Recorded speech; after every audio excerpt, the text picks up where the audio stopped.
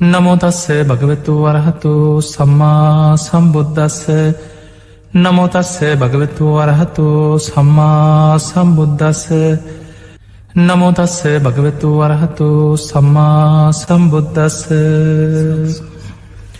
හැම දෙනාටම තෙරුවන් සරණ ප්‍රාර්ථනා කරමින් අදත් ඔබ හැම දෙනාම බොහොම සද්ධාවෙන් උතුම් ධර්ම දේශනාව ශ්‍රවණය කරන්න සූදානන් වෙන මොහොත. මේ උතුම් ධර්මශ්‍රවනයත් නිවන්දොරටුවක් බවට පත්වේවා කියල අපි මුලින්ම ආශිර්වාද ප්‍රාර්ථනා කරන. පිංහතුනේ බෝධිසත්වයන් වහන්සේලා කියන්නේ යම් ඉලක්කයක් හිත තුළ දරාගෙන සසර මහා පින්කරගෙන සසරදුකින් නිදහස්වීම පිණිස පමණක් නෙවෙයි අනික් සත්වයන්වත් සංසාරදුකින් එතර කරවීම අරමුණු කරගෙන සසර මහා කැපකිරීමක් කරන මහා පින්වන්ත උත්තමයන් පිරිසක්. ඒ අතර ලෝතුරා බුද්ධත්වයට පත්වෙන මහා පින්වන්ත උත්තමයන් වහන්සේලා පුංචි කාලයක් නෙමෙයි. මනෝ ප්‍රනිධානය වාක් ප්‍රනිධානය සම්පූර්ණ කරලා නියත විවරණ ලැබූ තැනයි නං ප්‍රඥාධික බෝසතාණන් වහන්සේලා සාරා සංකේය කල්ප ලක්ෂයක් දසපාරමී පුරාගෙන තමන්ගේ ඉලක්කයේ තුළ සසර පින්කරගෙන පාරමී ධර්ම පුරාගෙන ගමන් කරන. ඒ අතර සද්ධාධික බෝසතාණන් වහන්සේලා අටහා සංකේය කල්පලක්ෂයකුත් වීරියාධික බෝසතාණන් වහන්සේලා සොළොසා සංකේය කල්පලක්ෂයකුත් දසපාරමී සම්පූර්ණ කරනු. ඒ අතර පාරමී උපපාරමී පරමත්ත පාරමී හැටියට මේ දස පාරමිතා 30 ආකාරයකට සම්පූර්ණ කරගන්නවා ලෝතුරා බුද්ධත්වයේ පිණිස ගමන් කරන මහා පින්වන්ත බෝසතාණන් වහන්සේලා. ඊළඟට පිංහතුනේ පසේ බුදු කෙනෙක් වෙන්න පෙරුම් පුරාගෙන පාරමී පුරාගෙන යන කෙනෙක් ඉන්නවන. අසංකේය දෙහෙකුත් කල්ප ලක්ෂයක් පාරමී උපපාරමී සම්පූර්ණ කළ යුතුයි. ඊළඟට අග්‍රශ්‍රාවකයන් වහන්සේලා අසංකේයකුත් කල්ප ලක්ෂයක් පුරාම පාරමී ධර්ම සම්පූර්ණ කරනවා අග්‍රශ්‍රාවක තනතුරු ලබන්. 80 මහශ්‍රාවකයන් වහන්සේලා ඊළඟට බෝසතාණන් වහන්සේ බුදුවෙන ආත්මෙ මව් පදවිය පිය පදවිය ඊළඟට ඒ යම් යම් තනතුරු ප්‍රාර්ථනා කරන අය කල්ප ලක්ෂේ බැගින් මේ පාරමී ධර්ම පුරාගෙන සසර පින් කරගෙන ඒ ඉලක්කෙ හිත මත දරාගෙන සිතේ දරාගෙන ගුණ ධර්ම පුරනවා.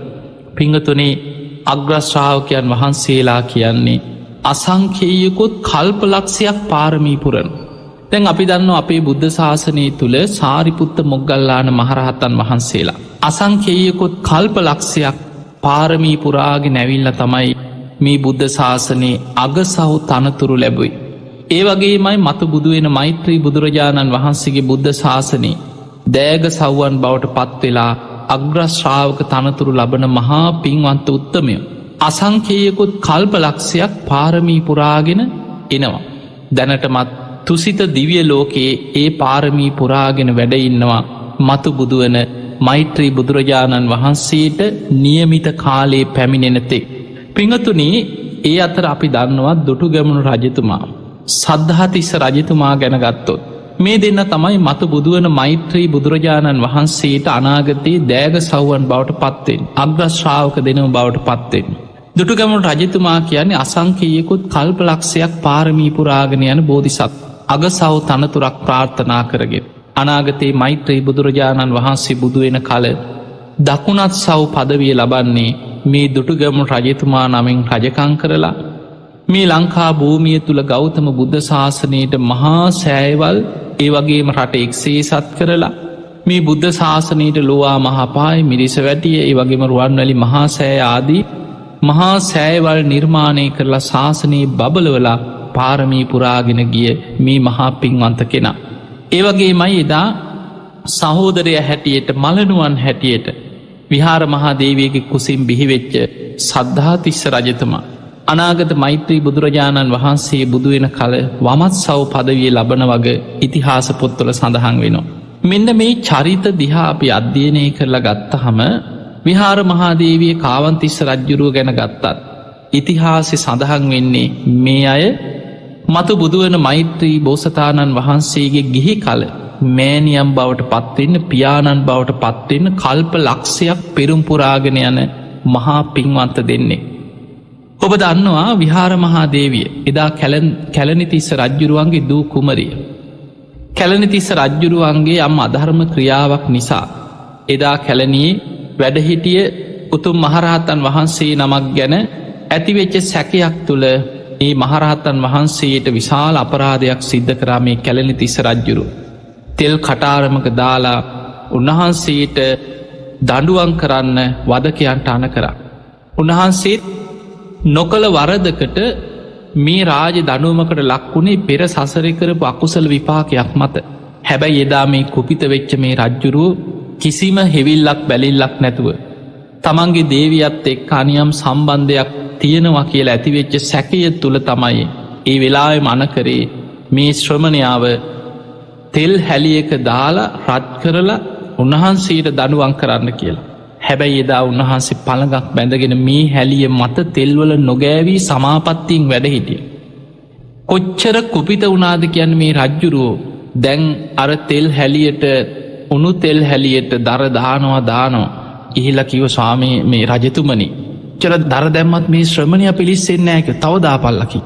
තුර්බාන කොච්චර දවේශයක් වෛරයක් මත නොමග ගියාද එදා කැලණිතිස්ස රජ්ජුරු මේ හැලිය මත්තම සමාපත්තියෙන් වැඩහිටිය මේ මහරහතන් වහන්සේ බැලුවා ඇයි මට මෙහෙම නොකළ වරදකට දනුවමක් ලැබෙන්. මම පෙරකරපු සසර අකුසලයක් උන්වහන්සේ දැක්කා පෙර සංසාරිකරපු අකුසල විපාකයක් මේ කැරකිලායින්නේ. ඒ නිසා එදා ඒ මතම පිරිනිවන් පාන්න තීරණය කර උන්වහන්සේගේ ආයුෂත් ගෙවිල අවසාන එදා ඒ මතම උන්වහන්සේ පිරිනිවන් පෑව. එදා මේ රජ්ජුරුවෝ කුපිත වෙලා උන්වහන්සේ පිරිනිවන් පෑවට පස්සෙත් වදකයන්ට අණ කරා කෑලි කෑලිවලට කපලා. අතපය කපලක් ශරීරය කොටස් වෙන් කරලා මුහුදට විසිකර පල්ලක්. එදා රජ්ජුරුවන්ගේ රාජානයෙන් මේ කැලණිතිස්ස මහරහතන් වහන්සේගේ මේ ශරීරය පවා කොටස්වලට කපල මුහුදට විසි කරා. මේ මහා පාපී ක්‍රියාවත් එක්ක සමුද්‍රවානිජ දේවතාවරු ඒ වගේම මේ දෙවියන්ගේ කෝපයක් ඇතිවෙලා මුහුද ගොඩ ගලන් පටන්ගත්. ගම්මාන 1200 ගානක් යටවේගෙනාව කියන මුහුද රට ඇතුළට ගලාගෙනාව. එදා යුදුම් ගානක් කැලණිය ඉඳම් මුහුද දක්වා යුදුම් 7ක පමණ දුරක් තිබුණ කියන. එයින් යොදුම් 5ක් විතර රට ඇතුළට මුහුද ගලාගෙන එනකොට. මිනිස්සුන්ගේ ගම්බින් ගෙවල්දරුවල් යටවේගෙන මහ මුහුද මේ ස්වභාව ධර්මය කෝප වෙලා රට ඇතුළට මුහුද ගලනකොට එදා රජ්ජුරුව බය වුණා කලබල වුණා. දැන් තමන් කරපු පාපී දුෂ්ට ක්‍රියාවත් එක්ක තමන්ට කරගන්න දෙයක් නෑ. හැබැයි රජතුමාගේ අනාවැකි කියන අය ශිවරු එදා හිටපු අනාගතය ගැන කියන අය ඔවුන් කියා හිටිය රජතුමනි දේව කෝපයක් මේක දේව සාපයක් වගේ.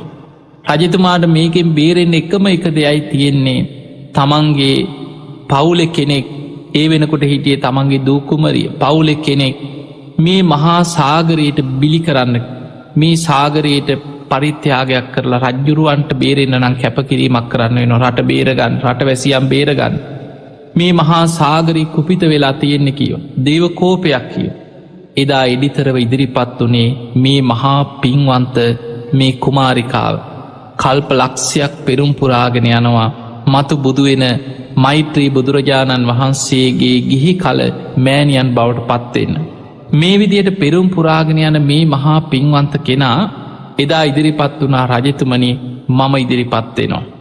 රජතුමනි මම මේ රටවැසියන් වෙනුවෙන් මේ මහා සාගරය වෙනුවෙන් මං ඉදිරිපත්වෙනවා කියල ඉදිරිපත් වනා. එහෙම ඉදිරිපත් වෙලා එදා ලස්සන්ට පුංචි බෝට්ටුවක් වගේ සරසලා මේක සටහනක් තිබ්බා කැලණිතිස්ස රජ්ජුරුවන්ගේ දූ කුමරියයි කියලා සටහන් කරලා කන්න බොඩ්න බඩු කෑමක් බීම ටිකකුත් මේ බෝට්ටුවට දාලා පාකරලා මුහුදට පාකරලා ඇරිය. බලන්න එදා කිසිම බියක් සැකක් නැතුව රට වෙනුවෙන් තමන්ගේ රටවැසියන් වෙනුවෙන් තමන්ගේ ජීවිතයේ පරිත්‍යාග කරලා මුහුදට බිලිවෙන්න ඉදිරිපත්වෙච්ච ඒ වීර මාතාව තමයි එදා විහාර මහාදේවිය කියලා අපි හඳුන්නන්. මේ විහාර මහාදේවිය ගිහිල්ලා එදා මේ බෝට්ටුව මේ මුහුදට බිලිවෙනවා සමගම මුහුදු රල රට ඇතුළට වේගින් ආපු රල ටික ආපහු පහවෙලා ගියා කියන.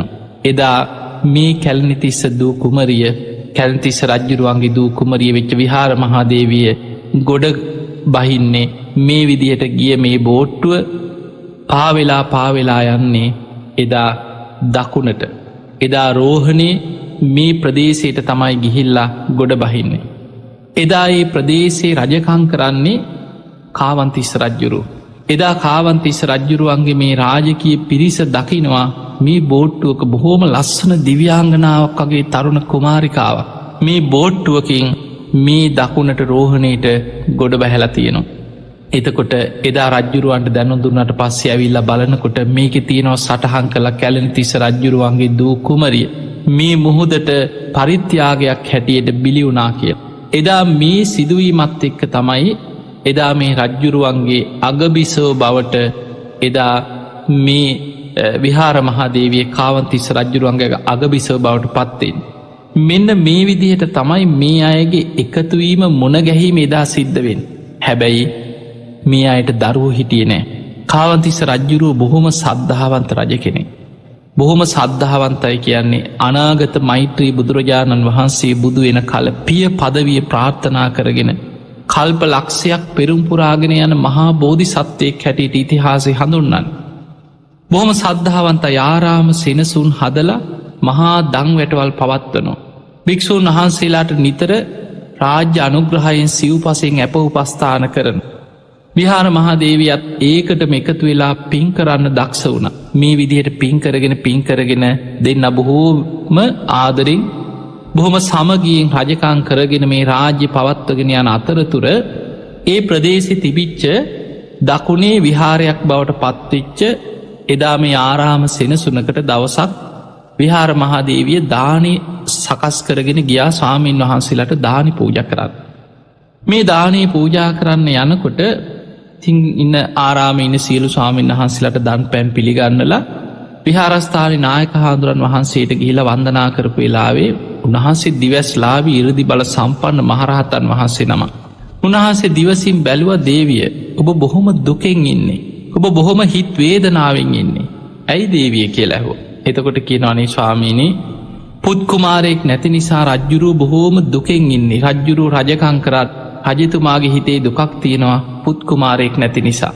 ඒ නිසා දරු සම්පතක් නෑ ඒ දුක තියෙනවා කිව රජකම් භාරගත්. එදා මේ මහරහතන් වහන්සේ බැලුව මේ දේවියට දරු සම්පත් ලබන්න තරම් පුුණේ මහිමයක් තියෙනවත්. උන්වහන්සේ දකිනවා මේ දේවිය සාමාන්‍ය කෙනෙක් නෙමේ මහා පින්වන්ත පාරමී පුරාගෙන යන කෙනෙ. අනාගතයේ බෝධි සත්‍යයන්සේ පෙරුම්පුරාගෙන යන අසංකයකුත් කල්ප ලක්ෂයක් පාරමී පුරාගෙන යන මහා පින්වන්ත දෙන්නෙක් දරුව හැටියට මේ දේවියගේ කුසින් බිහි වෙලා මේ රටත් ශාසනයත් ආරක්ෂා කරන. මහා පින්වන්ත දරුවන් ලබන්න පින තියෙන. ඒ අයි දැන් කොහෙද ඉන්න කියලා මේ මහරහතන් වහන්සේ දිවසින් බලනකොට දැක්කා මේ ආරාමිම බොහෝම රෝගාතුර වෙලා හිටිය ස්වාමීන් වහන්සේ නමක් මේ මහරහතන් වහන්සේ දැක්. ඒ තමයි එදා දුටුගැමුණු රජ්ජුරු හැටියට පහළ වෙච්ච කෙනා ඊට පෙරත් දෙව්ලොවින් මනුලොවට ඇවිල්ලා ඒ වෙනකොට යාරාමි සිල් ගුණ දහම් රැකගෙන පාරමී පුරාගෙන බොහෝම සිල්වත්ව ගුණවත්ව තුසිත දෙව්ලොව හිත පිහිටවාගෙන උන්වහන්සේ වැඩඉන්න. එදා විහාර මහාදේවියට මේ මහරහතන් වහන්සිකිනො දේවිය ඔබ යන්න අන්න අර කුටියට. මේ කුටිය වැඩඉන්න මේ ස්වාමීන් වහන්සේ බොහොම වයෝර්දයි. උන්වහන්සේ බොහොම ගිලං වෙලා දැන් වැඩයින්. උන්වහන්සේගේ ආයුෂ දැන් අවසන් වේගෙන යන්. උන්වහන්සේ තුසිත දෙව්ලොව හිත පිහිටවාගෙන ඉන්නේ. ඔබ ගිහි ආරාධනයක් කරන්න. තුසිත දෙව්ලොව උපදින්න පෙර තව එක වතාවක් මේ ලංකා භූමිය ඉපදෙන්න. දේවයගේ කුසේ හිත පිහිටවාගන්න කියලා මනුලුවට ආරාධනයක් කරන්න කියව. එතකොට මේ සිදුවීමත් එක්කම එදා විහාර මහාදේවයට බොහොම සතුටක් ඇති වුණා. දේවිය මොකද කරේ තෑගි බෝග උන්වහන්සේට සාමාන්‍යෙන් පිරිකර බෙහෙත් පිරිකර මේවා සකස් කරගෙන උන්වහන්සගේ කුටියට ගිහිල්ල ස්වාමීනී කියලා මේවා උන්වහන්සේට පූජා කරා. පූජ කළ තමන්ගේ කාරණයේ සිහිපත් කළ ආරාධනයක් කර ස්වාමීනි නායක හාමුදුරන් වහන්සේ ඔබහන්සේ ගැන දැනුම් දුන්න. ඔබහන්සේ තුසිත දෙව්ලොව හිත පිහිටවාගෙන ඉන්න බව දැනගත්තා. දිවිය ලෝකෙ වඩින්න පෙර තව එක වතාවක් මේ මනුස්ස ලෝක ඉපදෙන්න. ඔබහන්සේට පුළුවන් මගේ කුසේ හිත පිහිටවාගන්න. ඔබහන්සේ මහා පින්වන්ත කෙනෙක්. මේ ශාසනය බබලවන්න පුළුවන් කියලා ආරාධනයක් කර. නෑ දේවිය මන්තුසිත දෙව්ලොව හිත පිහිටවාගෙන අවසානයි කිය. දෙවනි වතාවත් ආරාධනා කරා ඒ වෙලාවෙ ප්‍රතික්ෂේප කරලකින දේවිය මම තුසිත දිවිය ලෝක හිත පිහිටවාගෙන අවසාන. තුන්ගනි වතාව විහාර මහාදේවී කෙනව ස්වාමිනී ඔබහන්සේ සාමාන්‍ය තැනක සාමාන්‍ය පවුලක මනුස්සලෝක ඉපදුනොත් වහන්සේට පෙරුම් පුරාගන්න පාරමී පුරන්න ශාසනයේ බබලවන්න ලොකූ දෙයක් කරන්න අපහසුයි. නමුත් ඔබහන්සේ රජකං කරන රජ පවුලක ඉපදුනොත් රටත් ශාසනයත් බබලෝල වෙහිර විහාර ඉදි කරලා බුද්ධ ශාසනයේ බබලවල පාරමී පුරාගන්න පහසුයි. ඒ ගැන හිතන්න කියෝ. ඒ වෙලා මේ සාමීන් වහන්සේට හිතුන මේ දේවී කියන කතාව ඇත්තක් තියෙනවානේ. මම ධාර්මිෂ්ටෝ මට රජකං කරන්න පුළුවන් රජ පවුලක ඉපදුනොත්. වෙහෙර විහාර හදන්න පුළුවන් ශාසනයේ බබලවන්න පුළුවන්. බුද්ධ ශාසනයේ දියුණු කරලා මට පාරමී පුරාගන්න පහසුයි නේද කියන සිතුවිල්ල හිතට ඇති වුණ. ආරාධනය පිළි අරගෙන කිනො දේවිය ඔබ හිම නන්දැ යන්න ඔබ ආරාධනය මං පිළිගත්ත කියෝ. දේවිය බොහෝම සතුටින් උන්වහන්සේට වන්දනා කළ මාලිගාවට පිටත් වනා හැබැයි ටික දුරක් යනකොටම මේ ස්වාමීන් වහන්සේ අර කුටියම අපවත් වනා. උන්වහස බොහෝම රෝගාතුර වෙලා හිටියේ. ඒ වෙලාවෙම අපවත්වෙනවා අපවත්වෙන මොහොතෙම දේවියගේ කුසට අමුත්තක් දැනුණ මාලිගාවට රතයෙන් යන ගම. දේවිය කරත්තය අරගෙන යනායට කිව ඉක්මනට හරවන්න ආපහු යංකීව. ඒ මොහොතෙම දේවතාවරු දේවිය වාඩි වෙලාගේ කරත්තේ ඒ රෝධය ඒ පැත්තේ රෝධය පොළොවෙ හිරවෙන්න එරෙන්න සැලැස්වා කියනවා. ලකුණක් වසේ.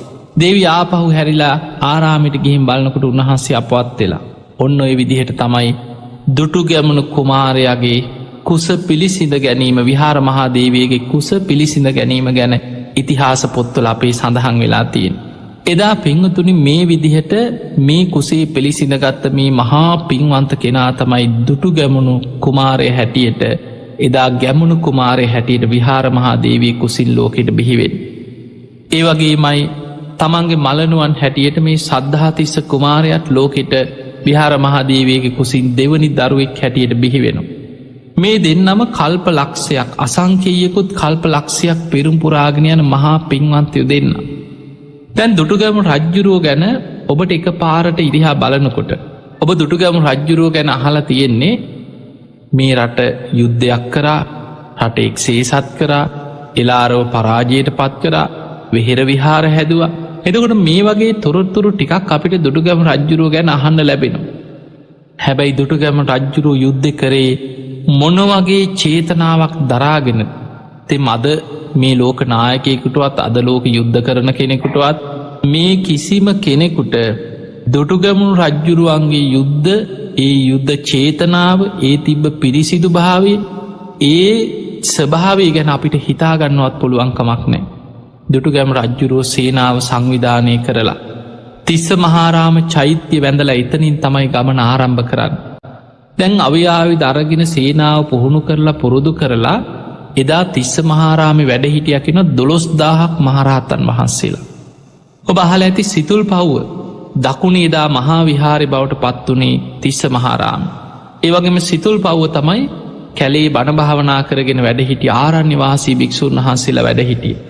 එදකොට සිතුල් පව්වෙත් වැඩහිටිය කැලෑ බදව බණභාවනා කරන 12,000ක් තරම් මහරහතන් වහන්සේලා වැඩහිටිය. දුටුගැමුණු කුමාරයා සද්ධාතිස්ස කුමාරයත් අධ්‍යාපනය ලබන්නේ තිස්ස මහාරාමේ වැඩහිටිය මේ භික්‍ෂූන් වහන්සේලා තමයි මේ රාජ කුමාරවරු දෙන්නට ශිල්පශාස්ත්‍ර අධ්‍යාපනය ඒ රාජකීය මේ උගැන්වීම් සියල්ල උගන්නලා මේ අයව ඥානවන්තයම් බවට පත් කළ ශාසනය ගැන හිත පහදවලා අවශ්‍ය මට්ටමට ශිල්ප ශාස්ත්‍ර ගැන දැනුම ලබල දෙන්න. එදා දුටුගැම රජ්ජුරුව සේනාවත් එක්ක ගිහිල්ල තිස්ස මහාරාම මහා සෑය වන්දනා කරලා මහරහතන් වහන්සේලා ඉදිරී ආයුධ අතට අරගෙන සත්‍යයක් ක්‍රියාවක් කරා. ස්වාමීනී මම මේ යුද්ධෙට යන්නේ හුදෙක් රජ සැප පිණිස නොවේ. බුද්ධ ශාසනයේ චිරස්ථිතිය උදෙසා මයි මේක සත්‍යයක්මයි. ඔබහන්සේලා මගේ හිත දකිනො ඇත්. මම මේ රජ සැප පිණිස රට විශාල කරගන්නවත් භූමිය විශාල කරගන්නවත් මේ භූමි තන්හාාවකින් රජ සැප පිණිස සතුරෙක් පරාජයට පත් කරලා භූමියක් අල්ලගන්න යන ගමනක් නෙමේ. මම ශාසනය වෙනුවෙන් යන ගමනක්. ඔබහන්සේලා මගේ පිරිසිදු භාවේ දකිනවනං මාත් එක්ක මේ ගමනේ පෙරගමන් යන්න පිරිසක් වඩින්න කියලා දුටුගැම රජ්ජුරුව මහරහතන් වහන්සේලා ඉදිරියේ වන්දනා කරලා සිහිපත් කරා. එදා මේ 12,000ක් මහරහතන් වහන්සේලා අතරින් 500ක් මහරහතන් වහන්සේලා ඉදිරිපත් වුණා. රජතුමායෙක් පෙරගමන් යන්න මේ යන ගමනට. එතනදී දැම් බලන්න දුටුගැම රජ්ජුරු මේ යන්න යුද්ධකට. සේනාවක් එක්ක යන්න. හැබැයි මේ යන ගමනට පෙර ගමන් යන්න ඉදිරිපත් වනේ මහරහතන් වහන්සේලා 500. එතකොට පිංහතුනේ එදා දුටුගැම රජ්ජුරුව එක්ක 500ක් මහරහතන් වහන්සේලා මේ ගමනේ පෙර ගමන් යන්න ඉදිරිපත් වුණා. හැබැයි දැන් දුටුගැම රජ්ජුරුව යන්න මේ යුද්ධකට. හැබැයි මේ යුද්ධකට ගියත් රජ්ජුරුවන්ගේ චේතනාව තියෙන්නේ බුද්ධ ශාසනය වෙනුවෙන් මේ රට එක්සේ සත් කරන්න යන ගමන. රජ්ජුරුව නලලෙ ජටාව බැඳගත්තේ බුද්ධෝ තිලෝක සරණෝ බුද්ධෝ සුරියෝ තමෝනුදෝ ඒවන්තන් සරණංකේ මං බුද්ධෝ මේ සරණංවර ගච්ඡාමි සරනම් බුද්ධං නත්ති මහියම් බයන් සද. අන රජ්ජුරුවන්ගේ එක්කම අධිෂ්ඨානය රත්තරම් පත්තීරුවක ලියලා නලලි බැඳගත්තා. ධම්මෝ තිලෝක සරණෝ ධම්මෝ සුරියෝ තමෝනුදෝ ඒවන්තන් සරණංකේ මං ධම්මෝ මේ සරණංවර ගච්ඡාමි සරණන් ධම්මන් නත්ති මහියම් බයන් සදා. ඒවගේමයි සංඝෝ තිලෝක සරණෝ සංඝෝ සුරියෝ තමෝනුදෝ ඒවන්තන් සරණංකේ මං සංඝෝ මේ සරණංවරං ගච්ඡාමි සරණන් සංඝං නත්ති මහියම් බයන් සදා. මේ විදිහට බුද්ධ ධම්ම සංඝ කියන තුනුරුවන් ගැන තියෙන ගාථාරත්න 3 නලලි ජටාවේ රත්තරම් පත්තීරුවක ලියලා නලලි බැඳගත්තා. යුද පෙරමුණේ ඉදිරියෙන් අරගෙන ගියේ අවියායුධ ටික නෙමෙයි. රජ්ජුරුවන්ගේ එකම චේතනාව ශාසනය වෙනුවෙන් යන ගමන. සර්වඥ 13 වහන්සේලා තැන්පත් කරා ජයකොන්ති. ජයකොන්ති 13 වහන්සේලා තැන්පත් කරලා තමයි ඒ 13 වහන්සේලා තමයි පෙරටු කරගෙන බෙරගහගෙන පංච තූරිනාද සහිතව මුතුකුඩයකින් දරාගෙන බුදුරජාණන් වහන්සේ ඉදිරියෙන් වඩිනවාසේ 13 වහන්සේලා වඩම්මගෙන ගියේ. තැන් ඔබ දැකල ඇති අපි නිවසක දානයක් දෙනෙකුට හරි විහාරස්ථානික පින්කමකට පිරිත් පින්කමකට හරි මුලින්ම වඩම්වන්නේ සදහතුක ධාතු කරඩුව. බුදුරජාණන් වහන්සේව තමයි 13 වහන්සේලාගෙන් අර්ථවත් කරන්න. එතකොට මේ සදහතුක ධාතු කරඩුව නිවසට වඩම්මනවා කියන්නේ බුදුරජාණන් වහන්සේ ඉදිරියෙන් වඩිනවා. ඊට පස්සේ තමයි පිරිතකට නං පිරිවානා පොත් වහන්සේලා ධර්මරත්නය ඊළඟට සංඝරත්නය වඩින්න. එදා මේ යුද පෙරමුණේ ඉදිරියෙන් අරගෙනගේ සර්වඥ 13 වහන්සේලා බුදුරජාණන් වහන්සේ ඉදිරියෙන් වඩිනවා. ඊළඟට 500ක් මහරහතන් වහන්සේලා පිරිත් සජ්ජායනා කර කර ඊට පිටු පසින් වැඩම කරා. ඊටත් පිටු පසින් තමයි රජ්ජුරුව සේනාවත් එක ගමන ආරම්භ කරේ. මෙහෙම ගිය ගමන තිස්ස මහාරාම ඉඳන් එදා රාත්‍රී ටික දුරක් ගමන් කරලා හවස් වෙනකොට බොහොම ලස්සන මණ්ඩපයක් හදලා 13 වහන්සේලා තැන්පත් කරලා ගිලම්පස බුද්ධ පූජාවල් තියලා බුදුන් ඇඳලා සංඝයාට ගිලම්පස පූජා කරලා එදා රාත්‍රී නිදාගන්න. උදේ පාන්දර අවදි වෙච්ච ගමන් බුද්ධ පූජාව තියලා බුදුන් ඇඳලා සංඝයාට දාන ටික පූජා කරලා ගමන ආරම්භ කරනවා. මේ විදිහට තමයි මේ ගමන පිටත් වෙලා යන්නේ. එතකොට බලන්න යුද්ධයකට මෙහෙම යනවා කියන්නේ අද අපිට හිතාගන්නවත් පුළුවන්ද? එතකොට මේ රජ්ජුරුවන්ගේ හිතේ තිබිච්චි මොන තරම් පිරිසිදු චේතනාවද්ද කියන එක අපිට පැහැදිලිව පේනවා. දැන් බලන්න මේ යන ගමනේ එදා යුද්ධයට යන අතරතුර දැක්කා මයංගනේ හරහා යනකොට මයංගන මහා සෑය ගරා වැටිලා. එදා අපේ බුදුරජාණන් වහන්සේ බුද්ධත්වයෙන් 9 වෙනි මාසෙ තමයි ලංකාවට වැඩම කරලා යක්ෂයන් පලවා හැරලා එදා සබර්ගමෝ පාලනය කරපු පාලක රජ්ජුරුව බණහල සෝවාන් ඵලයට පත් වුණා. සුමන සමන් දෙවියන් කේශ ධාතු මිටක් ලබා දුන්නා. ඒ කේශ ධාතුන් වහන්සේලා තැන්පත් කළ ඉදිකරපු චෛත්‍ය තමයි මයංගන චෛත්‍ය රාජාණන් වහන්සේ. ඒ වගේමයි බුදුරජාණන් වහන්සේ පිරිනිවන් පෑවට පස්සේ උන්වහන්සේගේ ග්‍රීවා ධාතුන් වහන්සේ සරභූ මහරහතන් වහන්සේ අහසින් අරගෙන ඇවිල්ලා මයංගන මහා සෑයි ධාතු ගර්භය තුළ පිහිටෙව්ව කියලා ඉතිහාසෙ තියෙන. මේ මහා සෑය ගරා වැටිලා. හැබැයි යුද්ධෙට යන්න මේ හරහා යන්න ගිය රජ්ජුරුවෝ ගමන ටිකක් නවත්තලා පිරිසත් සේනාවත් එකතු කරගෙන මයංගන චෛත්‍ය ප්‍රතිසංස්කරණය කළ චෛත්‍ය තවත් විශාල කරලා හදනවා. ඒ අතර තමයි බුලතා කියන යෝධයා එදා ඒ වැව සකස් කරන්න. එතකොට අපිට පේනවා මේ විදිහට රජ්ජුරුව යන ගමන තුළ යම් ප්‍රදේශයක් කරහා යනවන්ද ඒ ප්‍රදේශි විහෙර විහාර ප්‍රතිසංස්කරණය කරගෙන වැව් සකස් කරගෙන රටට මහා භාග්‍යයක් කරගෙන තමයි මේ යුද්ධයට යන ගමන පවා මේ බෝධිසත්වයන් වහන්සේ මේ ගමන ආරම්භ කරන්න. එතකොට අපිට පේනවා මේ යුද පෙරමුණේ ගිහිල්ලා එදා මේ රට එක්සේ සත් කරගත්ත දුටුගැමු රජ්ජුරු දැම් බලන්න එලාර මේ රට අවුරුදු 40 ගානක් පාලනය කරපු මේ සොලී පාලකෙක් හැටියට ඉතිහාසය සඳහන් වෙනවා. හැබැයි එලාර පරාජයට පත් කරලා මේ රට එක්සේ සත් කරපු දුටුගැමුණු රජ්ජුරුවෝ කවදාවත් එලාරගෙන් පරම්පරාවෙන් මුළු සියලු සොලීන්ගෙන් පලිගන්න කල්පනා කරේ නෑ. එලාර වෙනුවෙනුත් මහා සෑයක් ඉදි කෙරෙව්වා. එලාර රජ්ජුරුව වෙනුවෙන් චෛත්‍යයක් ඉදි කර. ඒ විතරක් නෙමේ දුටුගැමුණු රජ්ජුරුව අන කරා කිසිම කෙනෙක් මේ එලාරගේ සොහොන සෑයක් හැටියට ඉදිකරපු මේ තැන මෙතනින් නටනටා යන්න එපා. බෙරගගහ යන්න එපා. තොප්පිදාගෙන මෙතන ඒ විදිහට අගෞරව වෙන විදියට හැසිරෙන්න එපා. දැන් අනුරාධපුර නගරේ අවුරුදු ගණනාවකට පස්සේ දුටුගැමුණු රජ්ජුරුවෝ මුදවාගත්ත සොලීන්ගේ. දැන් අනුරාධපුරේ ජයශ්‍රී මහ බෝධීන් වහන්සේ වැඩඉන්න. මේ බෝධීන් වහන්සේ ආරක්ෂා වනේ මහා පුදුම විදිහට. එලාර අවුරුදු 40 ගානක් මේ ප්‍රදේශ පාලනය කරත් ජයශ්‍රී මහ බෝධීන් වහන්සේට හානියක් කරගන්න බැරිවුණාහුට. ඒ අතර දුටුගැමුණු රජ්ජුරුවෝ යුද්ධය අවසන් කරලා සේනාවත් එක්ක ඉස්සල්ලාමගේ ජයශ්‍රී මහ බෝධීන් වහන්සේට බෝධි පූජාවක් තියත්. මේ යන ගමනේ බෝධීන් වහන්සේට පුද පූජාවන් කරලා ජයශ්‍රීමා බෝධීන් වහන්සිට බෝධි පූජා තියල වන්දනා කරලා බුදුන් ඇඳලා එන අතරතුර තමයි අමාත්‍යවරේ මහමෙවුනා උයනේ නිදහසේ ඇවිදගෙන මේ උයන්සිරි නරමගෙන එනකොට තමයි දකින්නේ එදා සෙල්ටැඹ. එදා මිහිදු මහරහතන් වහන්සේ දේවානම්පියතිස්ස රජ්ජුරුවන්ට අනාගතේ නුබේ මුණුබුරෙක් හැටියට පහළ වෙන. දුටුගැමුණු නම් රජ කෙනෙක් මේ රට එක්සේ සත් කරලා මේ භූමියේ මහා සෑයක් කරවනවා කියලා මේ කියපු අනාගත වාක්‍ය සඳහන් කරපු සෙල්ටැඹ දකිනෝ. ඒ විතරක් නෙමෙයි සංඝයා උදෙසා නවමහල් ප්‍රාසාදයක් ඉදි කෙරෙව්ව. මිරිස වැඩි චෛත්‍යරාජාණන් වහන්සේ ඉදිකරවන්නේ දුටුගැමුණු රජ්ජුරුවෝ. දැන් යුද්ධය අවසන් වෙච්ච ගමන් දුටුගැමුණු රජ්ජුරුවෝ ඉස්සරලාම කරේ සංඝයා රැස් කරන. සංඝයා රැස් කරල මහා සංඝයාට කියනෝ ස්වාමිනි ඔබහන්සේලා මේ අවුරුදු ගණනාවක් මේ යුද්ධ නිසා ඔබහන්සේලා පීඩාවට පත්වෙන්න ඇති. මේ රටවැසියන්ටත් බොහෝ පීඩාවන් සිද්ධ වුණා. ඔබහන්සේලාට හරියට පෝය කර්ම විනේ කර්ම කරගන්න පවා නොහැකි වෙන්න ඇති. ඒ නිසා ස්වාමීනි මං මුලින්ම ඔබහන්සේලාට පෝය කර්ම විනේ කර්ම කරන්න පෝයගයක් හදල පූජ කරන්න. ඔබහන්සේලා මට සුදුසු සැලැස්මක් ගෙනත් දෙන්න කියෝ. ඒ වෙලාවෙ රජතුමාගේ මේ ඉල්ලීමට සතුටු වෙච්ච මහරහතන් වහන්සේලා සංඝයා රැස්වෙලා 8 නමක් මහරහතන් වහන්සේලාට පැවරුවා අහසින් ගිහිල්ලා දෙව්ලොවට රජ්ජුරුවෝ ඉල්ලුවේ මට දිව්‍ය විමානික සැලැස්මක් ගෙනත් දෙන්න. 8 නමක් ඉරදි බල සම්පන්න මහරහතන් වහන්සේලාට පැවරුවා වහන්සේලා දෙව්ලොවට යන්න. දිව්‍ය ලෝකෙ තියෙන බොහොම ලස්සන දිව්‍ය සැලැස්මක් ගෙනහල රජ්ජුරුවන්ට දෙන්න කිවා. එදා බිහිරණී කියන දිව්‍යාංගනාවට තවතිසා දෙව්ලෝ පහළ වෙච්ච නවමහල් සට්ටුවනින් පහළ වෙච්ච දිවිය විමානයක් තිබුණ. මේ විමානය අනෙත් විමාන අභිභවා බැබලෙනවා සට්ටුවනේ.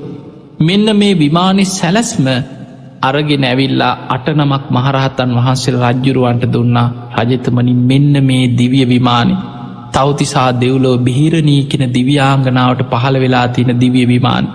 මේක නවමහල් දිව්‍ය විමානයක්. මේ විදිහට පෝයගයක් කරලා සංඝයාට පූජා කරවන්න ඒ මහල තුළ ඒ භික්‍ෂූන් වහන්සේලාට පෝය කර්ම කරන්න සුදුසු වෙන ආකාරයට. රජතුමා බොහොම සතුරට පත්වෙලා සංඝයා වෙනුවෙන් මේ නවමහල් ප්‍රාසාදය අදාපි කැනෙ ලුවා මහාපාය. මේ පෝයගේ තමයි කරලා සංඝයාට පූජා කරන්න. මේ මහා පින්කම කරන අතරතුර තමයි දුටුගැමුණු රජ්ජුරුවෝ දවසක් නාන්න ගිය වෙලාවේ. එදා ජයකොන්තෙත් අරගෙනම ගියා. ජයකොන්තෙ තමයි රජ්ජුරුවන්ගේ ජයග්‍රහණි සංකේත්. මේ ජයකොන්තෙ තුළ තැන්පත් කළ තියෙන සර්වඥ ධාතුන් වහන්සේලා. මේක රජතුමා යනකොට ඉදිරියේ පෙරහැරින් බෙරගහගෙන පංචතූරිය නාද සහිතව ධාතු කරඩුවක් වඩම්මන වගේ මුතුකුඩ දරාගෙන බොහොම ගෞරවාන්විතව තමයි මේ ජයකොන්තෙ වඩම්මගෙනගේ.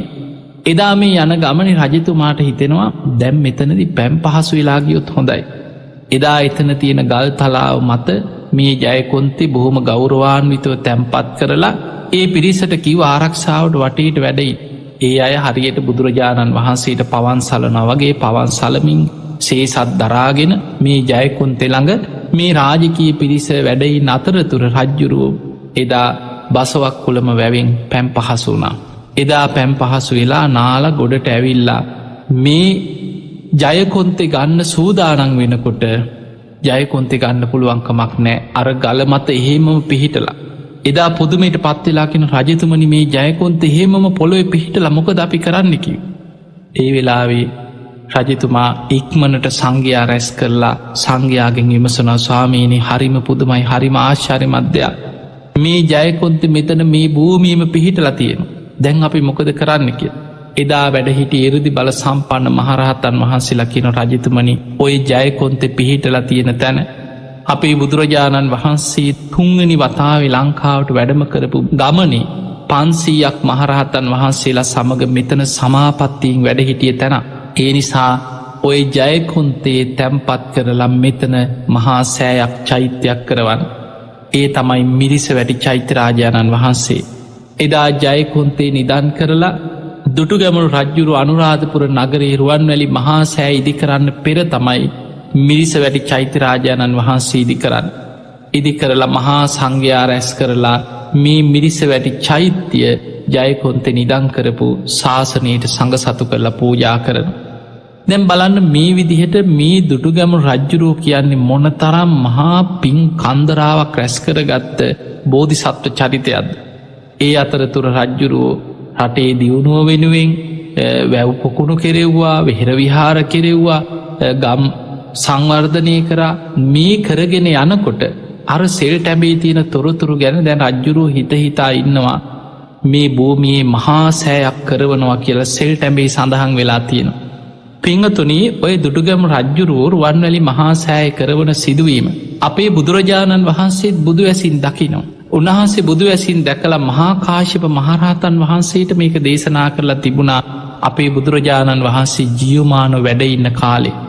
අනාගතයේ උන්වහන්සේගේ ධාතුන් වහන්සේලා බෙදිල යන ආකාරයත් ඒ ධාතුන් වහන්සේලාගෙන් රාමගාම නගරේ කෝලිය රජදරුවන්ට ලැබෙන ධාතු ද්‍රෝණය ලංකා භූමියට ලැබෙන ආකාරයත් අනාගතයේ ස්වර්ණමාලි මහා සෑය නමින් ලංකා භූමියයේ පහළ වෙන දුටුගැමුණු නම් රජ කෙනෙ මහා සෑයක් කරවලා ධාතුන් වහන්සේලා ද්‍රෝණයක් තැම්පත් කරන මේ විස්තරය මහාකාශිප මහරහතන් වහන්සේව අපේ බුදුරජාණන් වහන්සේ දැනුවත් කරපු විස්තරයක් දේශනාවල සඳහන් වෙනවා.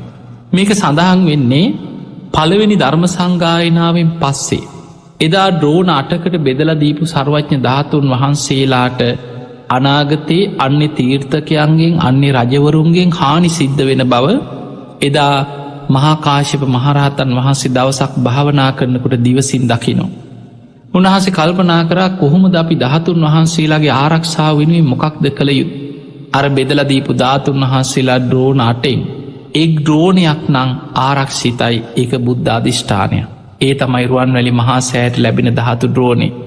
අනික් ධාතුන් වහන්සේලා ද්‍රෝණ 7ම එකතු කරලා පොළොව ඇතුළේ වාල සංගටකේ නම් වූ ආරක්ෂිත තැනක පොළොව ඇතුළේ ධාතු නිධානයක් කළ යුතුයි. මෙන්න මේ කාරණා සියල්ල භාවනාවෙන් දකින මහාකාශ්‍යප මහරහතන් වහන්සේ එදා අජාසත්ත රජ්ජුරුව කැඳවල රජ්ජුරුවන්ට දැනුම් දුන්න රජතුමනි අපි බෙදාදීපු ධාතුන් වහන්සේලා ද්‍රෝණ 8 ද්‍රෝණ 7ක් ආපහු එකතු කර යුතුයි. අනාගතයේ ධාතුන් වහන්සේලාට විශාල හානියක් උපද්‍රවයක් සිද්ධ වෙත්. එදා මේ මත අර බෙදලා දීපු ධාතුන් වහන්සේලා ආපහු එකතු කෙරෙව්වා. ඒ සෑවල්ලොල ඒ චෛත්‍යවල ධාතුන් වහන්සේලා ඉතාම ස්වල්පේ බැගින් තියෙන් නැරලා ඒ ධාතුන් වහන්සේලා ආපහු මහාකාශ්‍යප මහරහතන් වහන්සේගේ මූලිකත්වයෙන් රජදරුව දැනුවත් කරලා ධාතුන් වහන්සේලා ආපහු ලබාගත්. හැබැයි මේ සියල්ලට අනුග්‍රහයි දුන්නේ අජාසත්ත රජ්ජුරු. රජ්ජුරුව කිව ස්වාමීනි මම ධාතු නිධානයට කටයුතු සංවිධානය කරන්න. පොළොව ඇතුළේ ධාතුන් වහන්සේලා නිදං කරන්න ඔබහන්සේලාගේ අවශ්‍යතාවය පරිදි ඔබහන්සේලා මට උපදෙස් දෙන විදිහට මං හැමදේම කරන්න.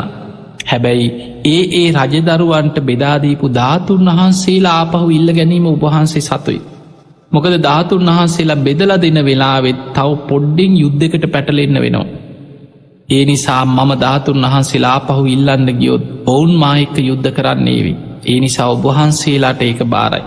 ආරක්ෂා කරන කටයුතු තුළ ගොඩනැගිලි ඉදිකිරීම පොළොව ඇතුළේ ආරක්ෂා කරවීම ඒ ආරක්ෂිත වැඩපිළිවෙල ඒව මං කරන්නම් කියව. ඔය විදිහට අර බෙදලදීපු ධාතුන් වහන්සේලා ද්‍රෝණ 8න් ද්‍රෝණ 7ක් එකතු කරා.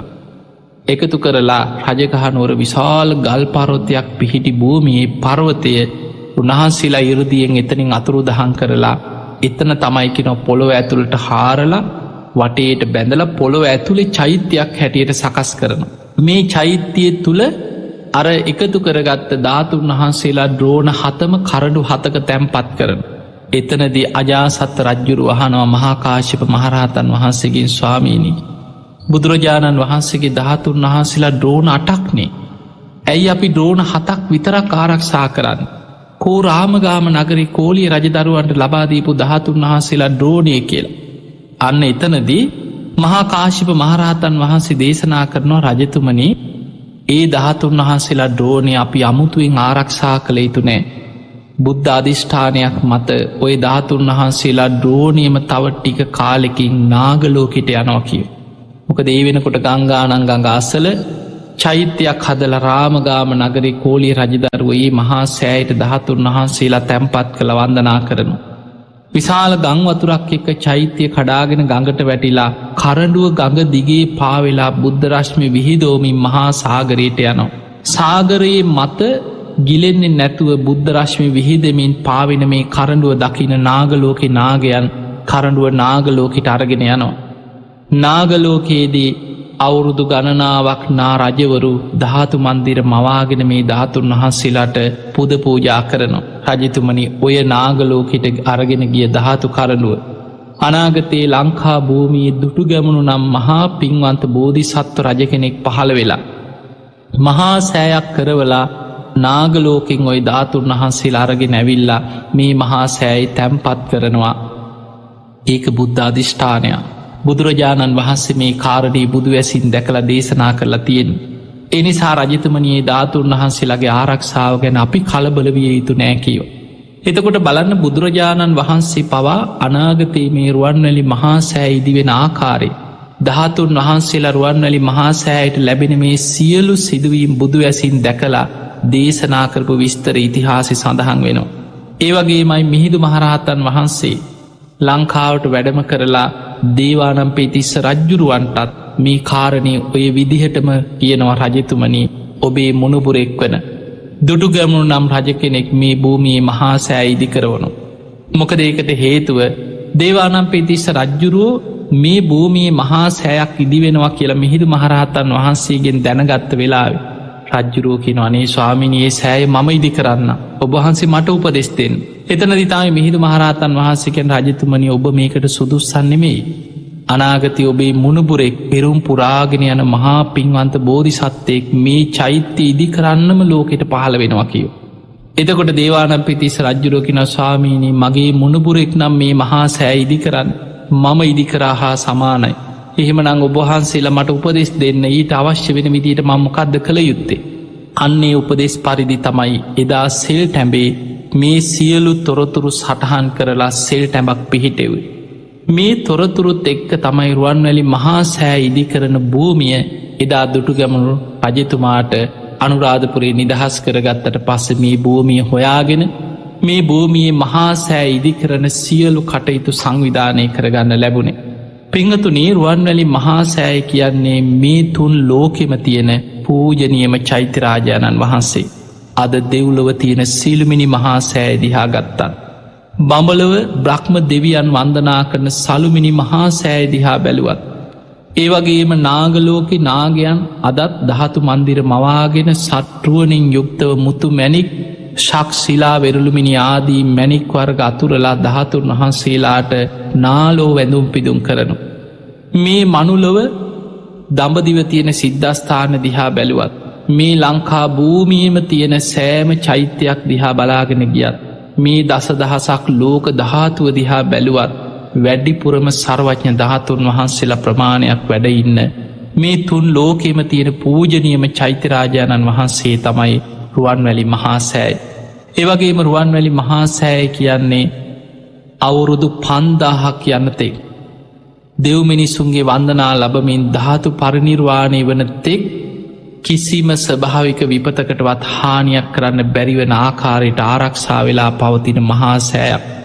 අපි දන්නවා පෘතුගීසි ලන්දේසි ඉංග්‍රීසි යුගවල මේ චෛත්‍ය ගරා වැටුන් හැබැයි ගරා වැටෙන්නේ ඔය පිටිං තියෙන ඔය ආලේප කරලා තින් සමයට ගඩොල් ටික වටේ තියෙන ඒ කපරාදුව මේ ටික කඩාගෙන වැටුනට ධාතු ගර්භය මේ ඇතුළේ තියෙන මේ ධාතුන් වහන්සේලා නිර්මාණ ඒවයි ආකාරීම පවතින.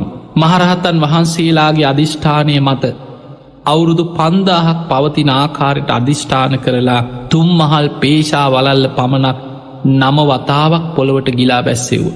ඔය පේශා වලලු 3 වගේ 9 වතාවක් ඇතුළට ගිලා බැහැපු පේශා වලලු 3 ඒවා 9ක් ගඩොල් 90 කෝටියක අත්තිවාරමක් මත තමයි මේ මහා සෑය ඉති වෙලා තියෙන. ඒ පේශාවලලු 3 බැගින් ඉරදි බල සම්පන්න රහතන් වහන්සේලා 9 වතාවක් පොළොවට මේ මහා චෛත්‍ය ඉදි කරන මේ භූමිය ගිලා බස්වන්නේ අනාගතයේ ස්වභාවික විපතකින් භූමි කම්පාවකින් කිසිම හේතුවකින් මේ මහා සෑයට හානියක් උපද්‍රවයක් ඇති නොවෙන්. එනිසා මේ 3 ලෝකීම ගත්තාම අදටත් තුනුරුවන්ගේ බුද්ධ ශක්තිය ධර්මී තියෙන ශක්තිය ඒ වගේම මහරහතන් වහන්සේලාගේ ශක්තිය මේ තුනුරුවන්ගේ බලය පැත්තෙන් ගත්තොත් තුනුරුවන්ගේ ශක්තිය පැත්තෙන් ගත්තොත් රුවන්වැලි මහා සෑය තරම් බල සම්පන්න තැන රුවන්වැලි මහා සෑය තරම් පූජනීය තැන ඒ තරත් දෙව්බමුන්ගේ වන්දනා ලබන චෛත්‍යයක් මේ 3 ලෝකෙම අපට දකින්න පුළුවන්කමක් නෑ. ඔබ අහල ඇති අතීතයේ මේ අනුරාධපුරේ රජකං කරපු භාතිකාබෙ රජ්ජුරු. මේ භාතිකාබෙ රජ්ජුරෝ තමන්ගේ රටවැසියන්ට අමාත්‍යවරු පත් කරලා රටේ ඒ පලාත් වෙන වෙනම මල් වවන්න කාලයක් යොමු කරා. රුවන්වැලි මහා සෑයම මලින් පුදන්න රජ්ජුරු තීරණය කරලා. එදා මේ භාතිකාබෙ රජ්ජුරෝ රටේ එක ප්‍රදේශයක් අමාත්‍යවරුන්ට පැවරුවා ඉද්ද වවන්න. තවත් රටේ එක ප්‍රදේශයක් දෑ සමන් මවන්න කියෝ. ඊළඟට සමන් පිච්ච ඔය විදිහට ලංකාව පුරාම සුවඳ මල් වර්ග රජතුමාගේ රාජ්‍ය අනුග්‍රහයෙන් අමාත්‍යවරු යොදෝල වගා කෙරෙව්. අද අපි අස්වැන්න නිලනවා වගේ එදා රටපුරා මිනිස්සු යොදෝලා ඒ පලාත්වල මල් වගා කරලා. මේ සියලුම මල්වර්ග එකතු කර එකම දිනයක රටීම මිනිස්සු එකතු කරලා මල් කරත්තවලින් අරගෙන ඇවිල්ලා රුවන්වැලි මහා සෑය මල් ඔටුන්නක් වගේ මල්වලින් සැරසුව කියලා ඉතිහාස සඳහන් වෙනවා. හිතකොට අපිට පේන අතීත රජවරු මේ මහා සෑය මලින් පුදලා තියෙන මේ ආකාරයෙන් මේ දුටුගැමුණු රජ්ජුරුව අදත් දුටුගැමුණු දෙවියන් නමින් දෙව්ලෝ වැඩඉන්න. දුටුගැමුණු රජ්ජුරුවන්ගේ අවසන් සුසුම් පොද හෙලන්නේ මේ රුවන්වැලි මහා සෑ සලපතල මළුයි.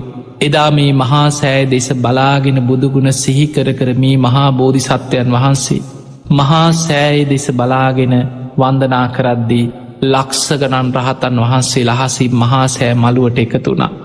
රජ්ජුරූ කරපු පින්කම් සියල්ල පින්පොත බලාගෙන අමාත්‍යවරයෙක් සිහිකරන අතරතුර රුවන්වැලි මහා සෑයට ඉහළහස සම්පූර්ණයෙන්ම දෙවියන්ගෙන් වැහිලා ගියා. දිවිය රථ 6ක් අහස ඉඳන් රජ්ජුරුවන්ට ඒ දිවිය රථවලට අඩගහනෝ. රජතුමායෙන් අපේ දිවිය ලෝකෙට නෑනෑ රජ්ජුරුවෙන් අපේ දෙව්ලෝට නෑනෑ රජ්ජුරුවෙන් අපේ දිවිය ලෝකෙට කියලා රජතුමාව දෙව්ලෝට අරගෙන යන්න රුවන්වැලි මහා සෑ මළුව දෙවියන්ගෙන් පිරිලගියා කියෙන්. එදා පිරිත් අහල අවසන් වෙච්ච දුටුගැමුණු රජ්ජුරුවෝ එතන වැඩහිටිය මහරහතන් වහන්සේලා අතරින් තේරපුත්තාබේ මහරහතන් වහන්සේගේ විමසවා ස්වාමීනී මෛත්‍රී බෝසතාණන් වහන්සේ වැඩඉන්න මොන දෙව්ලෝද. මේ දිවිය ලෝක හයිම්ම දෙවියම් මට අඩගහනු. එතකොට උන්වහන්සිකිනොත් තුසිත දෙව්ලවයි. එහෙමනම් මමත් තුසිත දෙව්ලෝම හිත පිහිටෝනවා කියලා නින්දෙම් පිබිදිය වගේ මහා සෑ මළුවේම අවසන් හුස්ම හෙළලා තුසිත දිවිය ලෝකෙන් ආපු දිවිය රතේ පහළ වනා කියන. අදටත් දුටුගැමුණු දෙවියන් තුසිත දෙව්ලොව දෙවියන් පිරිවරාගෙන වැඩඉන්නවා.